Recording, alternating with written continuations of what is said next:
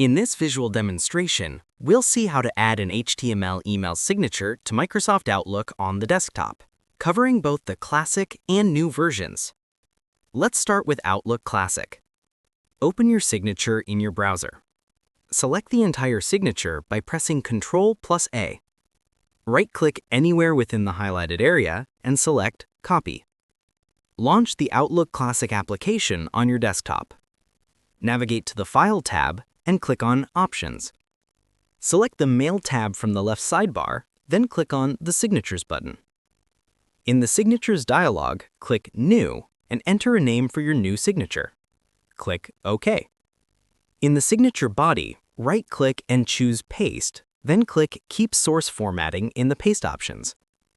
You can set it as the default for new messages and replies. Scroll down and select your signature for new messages as well as for replies or forwards. Click OK. Then click OK again. Now, if you click on New Email, you'll see your signature ready for use in your emails. If you're using the new version of Outlook, follow these step-by-step instructions to set up your signature. Launch the new Outlook application on your desktop. Open your signature in your browser, select the entire signature by pressing Ctrl+A, right-click anywhere within the highlighted area and select Copy. Open the new Outlook app and click on the Settings icon. In the Outlook Settings window, click on Signatures. Enter a name for your new signature.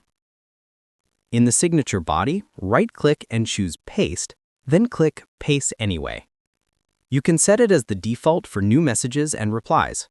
Scroll down and select your signature for new messages as well as for replies or forwards. Click Save.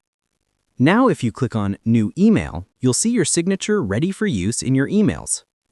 If this video helped you, make sure to like and subscribe for more helpful tutorials like this. Feel free to reach out if you encounter any issues during the process. If this video helps you out, please leave a like and subscribe. Comment below if you have any questions. If you need further assistance, consider hiring a professional using the link in this video below.